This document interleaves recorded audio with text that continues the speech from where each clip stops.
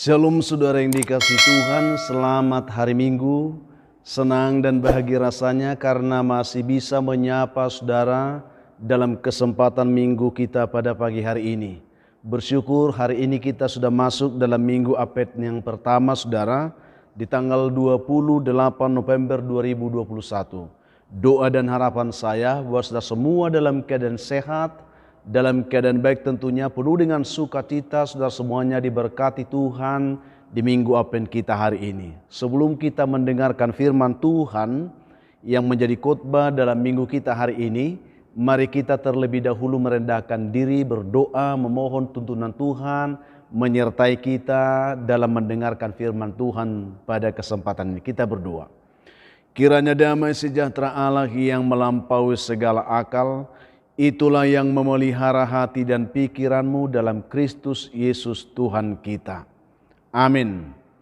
Saudara yang dikasihi Tuhan, firman Tuhan yang menjadi khotbah dalam minggu kita hari ini diambil dari kitab 1 Tesalonika pasal yang ketiga ayat yang ke-9 sampai ayat yang ke-13. Demikian bunyi firman Tuhan. Saya akan bacakan ayat ini. Saudara bisa membuka Alkitab saudara supaya kita bersama-sama bisa membaca firman Tuhan ini. Demikian firman Tuhan untuk kita saat ini. Sebab ucapan syukur apakah yang dapat kami persembahkan kepada Allah atas segala sukacita yang kami peroleh karena kamu di hadapan Allah kita? Siang malam kami berdoa sungguh-sungguh supaya kita bertemu muka dengan muka dan menambahkan apa yang masih kurang pada imanmu.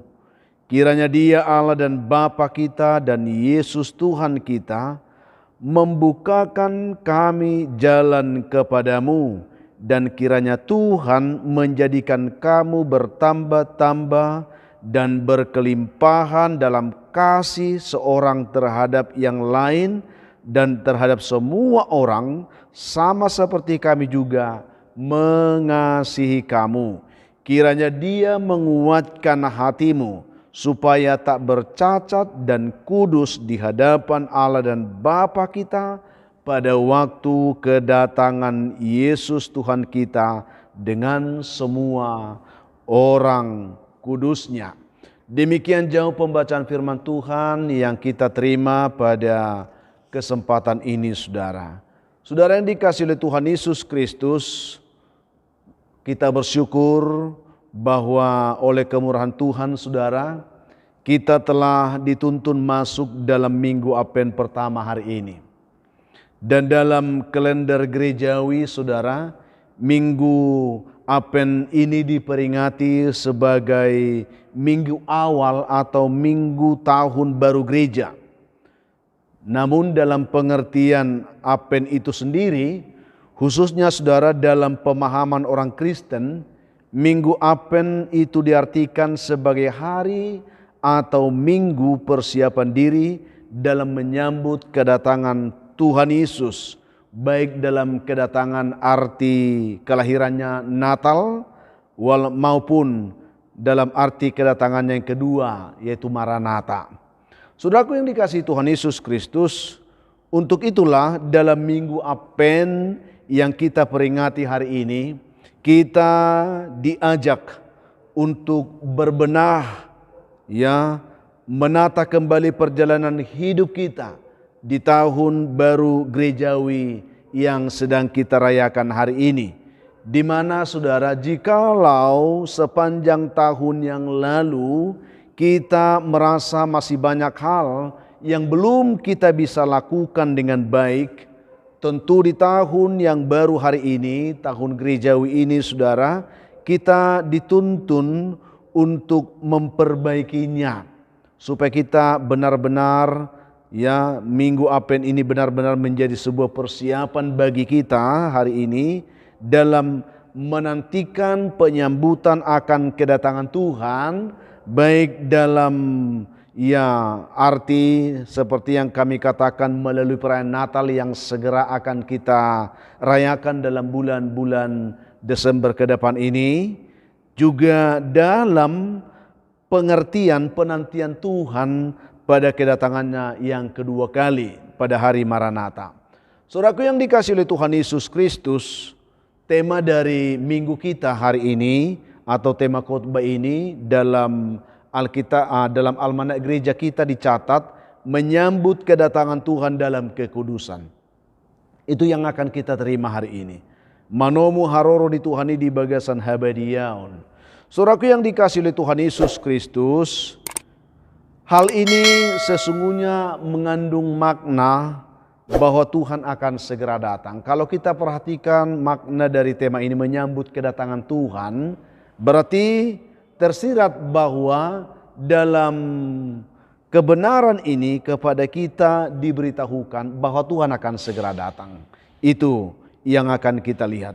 Untuk itulah marilah kita sungguh-sungguh mempersiapkan diri kita dengan baik tentunya saudara, bagaimana layaknya sedang menyambut Tuhan yang menyambut Raja di atas segala raja, yaitu Raja kemuliaan yang menjadi sebuah momen sukacita tentunya bagi kita ketika kita benar-benar menyambut Tuhan itu dengan siap dan dalam kekudusan seperti yang diharapkan oleh Tuhan supaya kita tidak bercacat celah pada hari kedatangan Tuhan. Sebab saudaraku yang dikasihi Tuhan, Alkitab mencatat tanpa kekudusan kita tidak akan mungkin dapat melihat dan bahkan bertemu dengan Tuhan. Tidak akan mungkin saudaraku. Jika melihat konteks dari pembacaan kita hari ini 1 Tesalonika pasal 3 ini secara khusus, kita dapat memahami di sana bahwa setelah kekristenan bertumbuh sangat pesat, ada banyak orang yang tidak senang menerima atau yang tidak bisa menerima kekristenan itu. Sehingga terjadi penolakan. Itu yang terjadi pada saat itu. Oleh karena penolakan ini akibatnya kehidupan orang Kristen pada saat itu mengalami banyak kesulitan dan kesukaran. Jadi jemaat mula-mula termasuk jemaat Tesalonika ini pada awalnya ketika mereka sedang bertumbuh pesat, ada begitu banyak tantangan, kesulitan, kesukaran yang mereka hadapi karena penolakan dari orang-orang yang tidak percaya Tuhan tentang kekristenan itu sendiri. Bagi orang Kristen yang sungguh-sungguh dan bagi orang Kristen yang berakar imannya dan yang bertumbuh di dalam Tuhan, tentu saudaraku yang dikasihi oleh Tuhan Yesus, bahwa pergumulan seperti itu tidaklah menjadi persoalan bagi mereka. Mereka menganggap itu menjadi sebuah peneguh iman, di mana mereka semakin dihambat, imannya semakin merambat. Mereka semakin kokoh dan bisa berbuah buah iman di tengah kesulitan tersebut. Tetapi tidak demikian bagi orang yang masih rapuh imannya. Ini persoalan saudara. Mereka tidak sanggup menghadapi situasi sulit itu. Sehingga tidak sedikit dari mereka yang menyerah dan akhirnya murtad meninggalkan imannya kembali. Itu yang terjadi. Ada dua sisi kehidupan orang Kristen pada saat itu. Bagi jemaat yang sudah sungguh-sungguh telah berakar kuat, bertumbuh dalam iman, mereka tidak memusingkan persoalan itu. Justru semakin imannya dihambat, mereka akan semakin merambat. Tetapi bagi orang yang masih rapuh imannya, itu masalah besar. Ada banyak di antara mereka yang akhirnya mereka meninggalkan Tuhan, murtad dan meninggalkan Tuhan. Karena itulah saudaraku yang dikasihi oleh Tuhan, Paulus mengutus Timotius ke Tesalonika untuk menguatkan hati mereka, untuk meneguhkan iman mereka tentang Kristus. Supaya apapun tantangan yang mereka hadapi pada saat itu, mereka tidak goyah. Ada sebuah pengharapan besar yang diberikan kepada mereka tentang penantian akan kedatangan Tuhan. Menjadi sebuah impian, menjadi sebuah cita-cita besar dari kehidupan orang beriman dari masa ke masa. Di mana kesukaran yang ada di dunia ini hanyalah sementara dibandingkan dengan sukacita besar yang kita terima dari Tuhan ketika kita benar-benar dapat menyambut kedatangan Tuhan pada hari yang kedua itu. Sehingga Timotius diutus ke sana supaya mereka bertumbuh dalam iman, supaya iman mereka tetap kuat, tidak goyah dalam menghadapi kesukaran-kesukaran yang terjadi pada saat itu. Saudaraku yang dikasihi oleh Tuhan Yesus Kristus, tema yang diangkat untuk menggali kebenaran yang kita telah baca saat ini adalah menyambut kedatangan Tuhan dalam kekudusan. Tentu ini menjadi sebuah pernyataan yang serius bagi kita. Setiap kita orang percaya, orang beriman yang mengarahkan mata kita kepada kedatangan Tuhan, tidak ada kamus untuk bermain-main bahwa kekudusan adalah harga mati bagi kita untuk bisa benar-benar layak menyambut kedatangan Tuhan dalam kehidupan kita. Saudaraku yang dikasihi Tuhan, pengertian menyambut itu artinya mempersiapkan diri atau berbenah diri untuk menyongsong dan menerima kedatangan seseorang yang kedatangannya sesungguhnya telah diberitahukan sebelumnya. Itu yang bisa kami artikan ketika kita berbicara menyambut, ada persiapan diri untuk menyongsong kedatangan seseorang yang sudah diberitakan tentang kedatangannya itu. Sedangkan kata kudus kalau kita lihat secara sederhanalah yang kita bisa artikan di sini, yaitu suci, bersih tanpa noda dan celah, putih cemerlang, tidak najis dan tidak berdosa. Tentu masih banyak pengertian kudus yang dapat kita artikan, tetapi ini menjadi sebuah pengertian sederhana bahwa kalau kita berbicara kita mau hidup kudus, itu artinya kita bersih, tidak bernoda, tidak bercela, ya kita hidup cemerlang, bersih, ya tidak najis, tidak berdosa di hadapan Tuhan. Oleh karena itu saudaraku yang dikasihi oleh Tuhan Yesus Kristus, kedatangan Tuhan adalah sesuatu yang pasti bagi orang percaya. Believe or not, ya. Atau siap atau tidak, ready or not, Tuhan pasti akan datang. Jadi yang ingin saya sampaikan di sini bahwa kedatangan Tuhan ini bukanlah sesuatu yang bermain-main. Ini sesuatu yang serius kita tanggapi. Saudaraku yang dikasihi oleh Tuhan Yesus, sesuai dengan apa yang pasti telah diberitakan oleh para nabi pada perjanjian baru dan juga menjadi sebuah pengharapan serta penantian eskatologis bagi gereja masa kini. Bagi kita, ini penantian yang sangat menarik saudaraku. Penantian akhir. Untuk itulah lewat kebenaran ini, ada beberapa hal yang perlu kita perhatikan, khususnya setiap orang yang percaya kepada Tuhan, dalam penantian akan kedatangan Tuhan, supaya penantian dan penyambutan akan kedatangan Tuhan yang sedang kita persiapkan ini sungguh-sungguh bermakna bagi kita. Benar-benar kita perhatikan dengan baik. Ada beberapa yang saya ingin bagikan ini. Yang pertama adalah hiduplah dalam pengucapan syukur. Itu yang kita baca tadi. Sebab ucapan syukur apakah yang dapat kami persembahkan kepada Allah atas segala sukacita yang kami peroleh karena kamu di hadapan Allah kita. Hidup selalu bersyukur, tantangan akan selalu ada dalam hidup kita.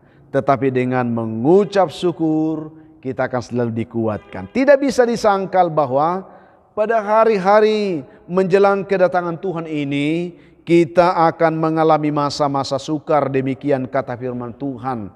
Dan akan ada banyak hal yang dapat menggoyahkan iman kita saudaraku.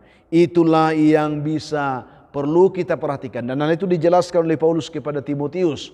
Kalau kita baca secara rinci dalam 2 Timotius pasal 3 ayat 1 dan sampai 7. Dan dalam penjelasan ayat-ayat yang lain, bagaimana firman Tuhan menjelaskan situasi pada akhir zaman ini yang sungguh-sungguh syarat dengan kejahatan.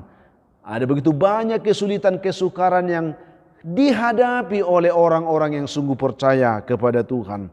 Di sana kita bisa lihat di mana manusia akan semakin egois. Ini tanda-tanda akhir zaman ini. Dan materialistis, suka membual, sombong, suka memfitnah orang lain, ya. Anak-anak suka memberontak terhadap orang tuanya. Mereka tidak tahu berterima kasih. Tidak peduli lagi terhadap agama dan keyakinan iman. Tidak tahu mengasihi. Tidak suka damai. Suka menjelekkan orang lain. Tidak dapat mengekang diri. Mereka garang. Tidak suka yang baik. Suka mengkhianat. tidak suka berpikir panjang, sok tahu, lebih mengikuti hawa nafsu daripada Tuhan. Bahkan dikatakan secara lahiriah mereka beribadah, tetapi mereka mengingkari kekuatan ibadah yang mereka lakukan. Mereka suka mengumbar hawa nafsunya, hidup penuh dosa, tidak pernah dapat mengenal kebenaran sekalipun mereka telah diajar tentang kebenaran itu. Dengan selalu, saudaraku yang dikasihi Tuhan Yesus Kristus, inilah yang harus kita hadapi. Tetapi dalam situasi sulit seperti ini, walaupun kita menghadapi kesukaran yang besar, dengan selalu tahu mengucap syukur, kita akan mampu menerima kehidupan kita apa adanya, tanpa harus terpengaruh dan tanpa harus terbujuk rayu mengikuti cara hidup dunia yang menyesatkan seperti itu. Dengan mengucap syukur, kita mengakui bahwa Tuhan berdaulat atas kehidupan kita. Sekalipun kita hidup di masa kesukaran yang sangat sulit seperti ini, masih ada Tuhan yang bisa mengaturkan yang terbaik bagi kehidupan kita. Itulah makna bersyukur, saudaraku. Dan dalam penantian akan kedatangan Tuhan, dalam menyambut Tuhan, supaya kita tetap terjaga dalam kekudusan, ini perlu kita kembangkan. Selalulah mengucap syukur. Hiduplah dalam pengucapan syukur, apapun keadaan yang kita hadapi hari demi hari. Itu yang pertama.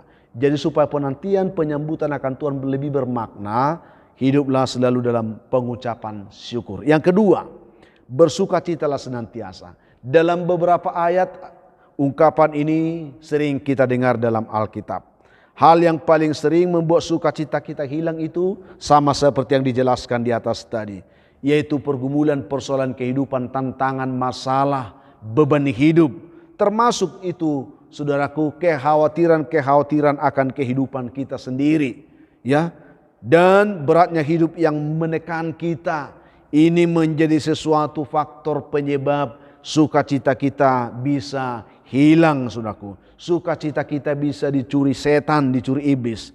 Tetapi saya yakin dengan kita selalu mau bersyukur, kita akan senantiasa dapat dikuatkan oleh Tuhan, sehingga kita dapat mengerti bahwa apapun yang terjadi dalam kehidupan kita ini, itu diizinkan Tuhan supaya kita benar-benar bersandar dan mengandalkan Tuhan, serta hidup dalam pengharapan di dalam Tuhan. Itu yang kita dapatkan, saudaraku. Mengapa ini penting? Karena jika itu yang kita lakukan, kita akan mampu bersukacita. Kita tidak hanya melihat hidup dari persoalannya, tetapi kita bisa melihat hidup dari rencana Tuhan yang sedang dilakukannya bagi kita lewat persoalan yang kita hadapi itu. Itu yang kedua. Jadi belajar untuk selalu bersukacita dalam segala hal. Bersukacita senantiasa dikatakan. Lalu yang ketiga, supaya penyambutan akan kedatangan Tuhan dalam kekudusan lebih bermakna bagi kita, bertekunlah dalam doa. Itu yang kita lihat di sini, saudaraku. Ya, dalam pembacaan kita, siang malam kami berdoa sungguh-sungguh supaya kita bertemu muka dengan muka dan menambahkan apa yang masih kurang pada imanmu. Bertekunlah dalam doa. Saudaraku yang dikasihi Tuhan, dalam banyak pengalaman bisa dikatakan doa adalah penopang iman bagi kehidupan orang yang percaya. Doa ini penopang iman. Artinya apa? Dengan berdoa, yang lemah dapat dikuatkan. Ya, yang putus asa dapat beroleh pengharapan, yang jatuh bisa bangkit kembali, yang terhilang dapat ditemukan dan bisa kembali. Orang berdosa dapat tertuntun kembali bertobat dan mengenal Tuhan dengan baik. Ini penting bagi kita. Ya, jadi mari kita belajar betapa pentingnya berdoa, bertekun dalam doa. Dengan kita tekun berdoa, saudaraku, kita akan semakin tertuntun dalam persekutuan yang lebih baik dan yang lebih akrab dengan Tuhan.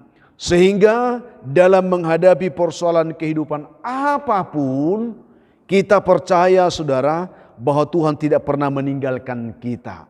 Di dalam doa kita yakin bahwa Tuhan menjadi penopang atas kehidupan kita. Karena itulah Tuhan katakan, sampai sekarang kamu boleh meminta sesuatu pun dalam namaku. Mintalah maka kamu akan menerimanya. Supaya penuh sukacitamu. Dengan kita bertekun dalam doa, Tuhan juga akan memenuhkan sukacita kita. Itu yang ketiga. Yang keempat, saudaraku, supaya penantian penyambutan akan kedatangan Tuhan bermakna bagi kita, Hiduplah dalam kasih yang melimpah.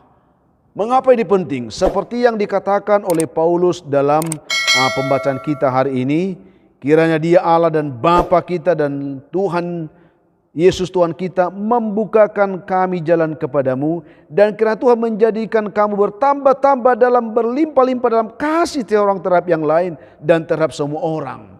Hiduplah dalam kasih yang berlimpah. Saudaraku yang dikasihi Tuhan, situasi akhir zaman adalah situasi yang sangat menakutkan sebenarnya.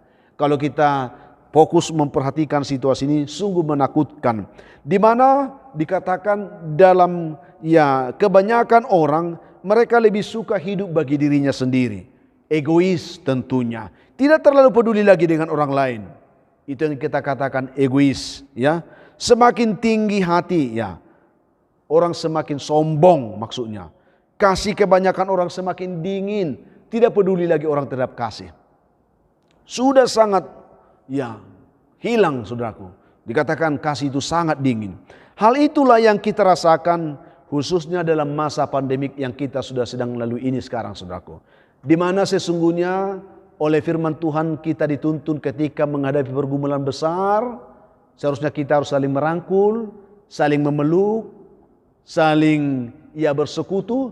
Tetapi oleh situasi pandemik yang kita hadapi ini, kita diarahkan untuk saling menghindar, saling menjauhkan, saling menutup diri, dan di situ peluang setan begitu besar untuk mencerai-beraikan kita orang-orang percaya. Tetapi dengan kebenaran ini, dalam masa-masa kesukaran seperti ini, terlebih dalam penantian kita menyambut kedatangan Tuhan, apapun keadaan dan situasi yang berusaha membuat kita renggang, yang berusaha mencerai-beraikan persekutuan kita, mari kita tekun untuk merajut kembali persekutuan kasih kita di dalam Tuhan. Walaupun mungkin secara fisik kita masih tetap dijaga jarak, tetapi dalam hubungan kita sekarang ada begitu banyak komunikasi yang bisa kita jalin. Tetaplah mempererat kasih kita satu sama lain. Hidup dalam kasih yang melimpah. Itu mengharapkan kepedulian kita satu sama lain, perhatian kita satu kepada yang lain, sehingga kita boleh saling membantu, saling menopang, saling menguatkan, dan saling memberikan harapan-harapan, dorongan-dorongan iman, peneguhan-peneguhan iman, saling mendoakan dan seterusnya. Sebagai anak Tuhan yang hidup di akhir zaman, kita dituntut untuk lebih lagi hidup dalam kasih, karena kasih yang berlimpah itu adalah tanda yang bisa kelihatan dari jemaat yang sungguh-sungguh bertumbuh dan mengasihi Tuhan. Itu yang kita lihat di sana. Sehingga sebagaimana Kristus telah mengasihi kita, demikian hendaknya kita juga saling mengasihi. Bahkan Paulus dikatakan di sini tadi, saudaraku, dan terhadap semua sama seperti kami juga mengasihi kamu. Artinya saling mengasihi, saudaraku. Di tengah keadaan yang sulit ini kita akan kuat kalau kita sebagai orang-orang percaya ini bisa hidup saling mengasihi, mempererat persekutuan kita di dalam kasih Kristus. Itu yang keempat. Yang terakhir, yang kelima, selalulah taat dan setia sampai kepada kedatangan Tuhan. Ayat yang ke-13, kiranya Dia menguatkan hatimu supaya tak bercacat dan kudus di hadapan Allah dan Bapa kita pada waktu kedatangan Yesus Tuhan kita dengan semua orang kudusnya.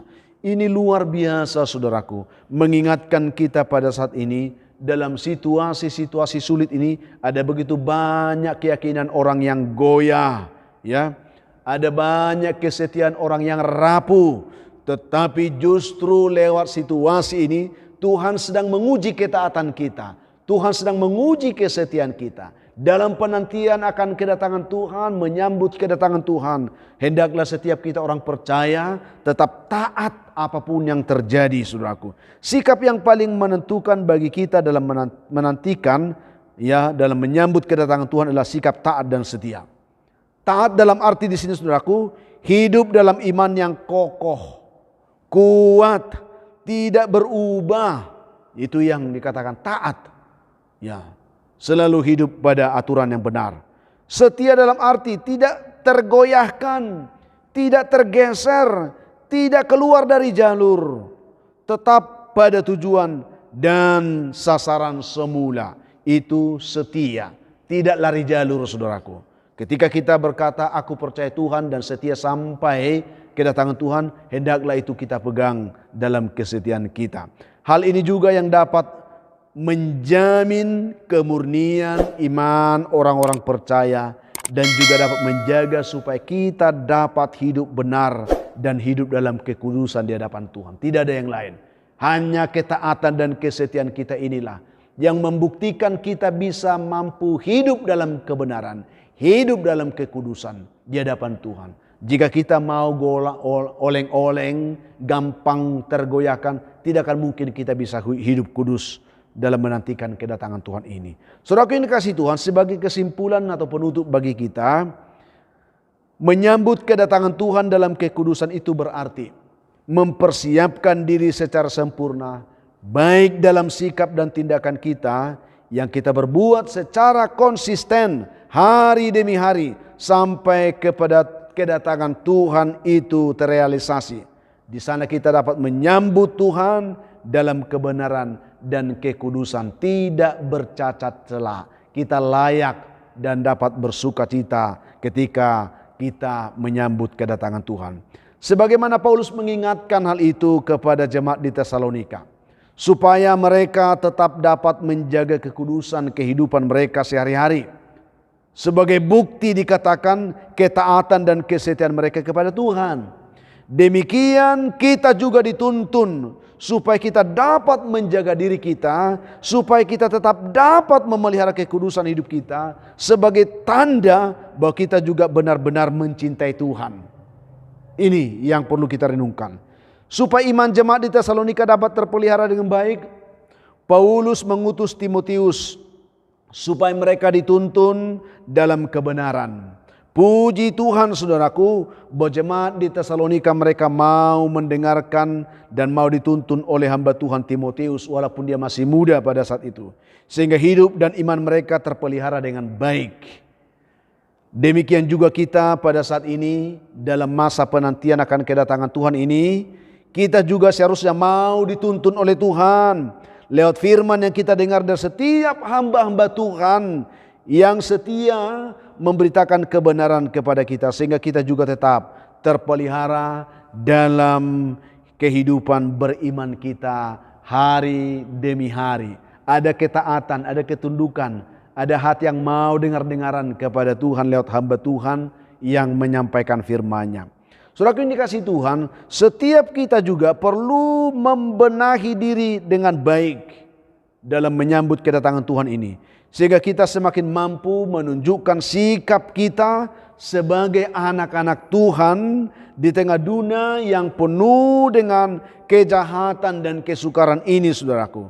Dan sikap yang diharapkan oleh Tuhan dari kita saat ini sebenarnya, hiduplah selalu mengucap syukur, bersukacitalah senantiasa, bertekunlah dalam doa, hiduplah dalam kasih yang berlimpah, serta selalulah hidup taat dan setia sampai kepada kedatangan Tuhan Maranatha. Saudaraku yang dikasihi Tuhan, kiranya Tuhan memberkati saudara ketika mendengarkan kebenaran ini, sehingga penjelasan sederhana yang kami sampaikan dalam khotbah minggu kita hari ini dapat meneguhkan, menguatkan iman saudara, sehingga saudara juga benar-benar siap untuk menyambut kedatangan Tuhan dalam kekudusan, dalam kebenaran, dalam kesetiaan, dalam ketaatan kita kepada Tuhan. Akhirnya Tuhan akan memberkati saudara dengan renungan ini. Mari kita minta kekuatan Tuhan untuk meneguhkan kita melakukan firman-Nya. Kita berdoa. Bapa, kami mengucap syukur untuk kebaikan-Mu yang telah menyapa kami lewat kebenaran firman yang sudah kami baca dan renungkan, di mana Tuhan mengajari kami supaya kami benar-benar membenahi diri kami dalam menyambut kedatangan Tuhan, supaya kami tetap hidup dalam kekudusan sampai kepada kedatangan-Mu nanti. Berkati umat-Mu dimanapun yang mendengarkan khotbah hari ini. Kuatkan mereka, angkat mereka, pulihkan hati mereka dan berkati pergumulan mereka. Yang lemah dikuatkan, yang jatuh diangkat, yang putus asa beri harapan, yang berduka dihiburkan Tuhan, yang berbeban berat Tuhan berikan mereka kelegaan. Dalam pergumulan sakit penyakit Tuhan berikan mereka kesembuhan. Yang mencari pekerjaan Tuhan berkati, yang mengharapkan jodoh pun diberkati Tuhan, yang mengharapkan keturunan berkati buah kandungan mereka, Juga anak-anak kami dalam perguruan pendidikan Tuhan berkati. Yang berulang tahun hari ini penuhkan sukacita mereka, ajar bersyukur. Karena itu anugerah Tuhan bagi mereka. Ada begitu banyak juga umat Tuhan saat ini yang mendengarkan khotbah ini. Mereka sedang terbelenggu oleh persoalan kehidupan yang sulit, yang berat, dan bahkan oleh kuasa setan dan kuasa gelap. Ketika mereka mendengarkan doa ini, izinkan hamba berdoa bagi mereka dalam nama Tuhan. Biarlah mereka boleh ditolong, dilepaskan, dibebaskan, dan diberkati. Dalam nama Yesus kami berdoa. Amin. Saudara yang dikasihi Tuhan, apapun keadaan hidup yang saudara hadapi saat ini, tetaplah semangat saudaraku. Jadi kuat dalam Tuhan, jangan menyerah. Ya, bersukacita senantiasa dan mengucap syukur atas segala sesuatu. Itu pasti dikehendaki Tuhan dari hidup saudara. Kalau saudara mempunyai beban, pergumulan hidup yang berat dan saudara memang rindu didoakan, hubungi kami saudaraku di nomor telepon yang tertera di layar saudara. Kami siap membantu mendukung saudara di dalam doa, itu komitmen kami. Kalau saudara berharap bahwa saudara akan disapa oleh Tuhan lewat firman Tuhan atau renungan firman Tuhan setiap hari, juga khotbah setiap minggunya seperti ini, bantu kami saudaraku dalam pengembangan pelayanan ini dengan selalu membagikan khotbah ini kepada sebanyak mungkin orang yang kita kenal, supaya banyak orang menonton, dan itu penyemangat bagi kami untuk tetap berkarya. Itu harapan kami. Berikan komentar yang baik di YouTube kami, tekan tombol like, juga subscribe sebagai bentuk dukungan saudara untuk pengembangan pelayanan ini. Akhirnya saya Pendeta Linti Dongoran, Pendeta di GKP Jemaat Khusus Horsa Medan, menyampaikan selamat hari Minggu untuk saudaraku, selamat berapen, sampai jumpa di kesempatan lain. Tuhan Yesus memberkati saudara. Shalom.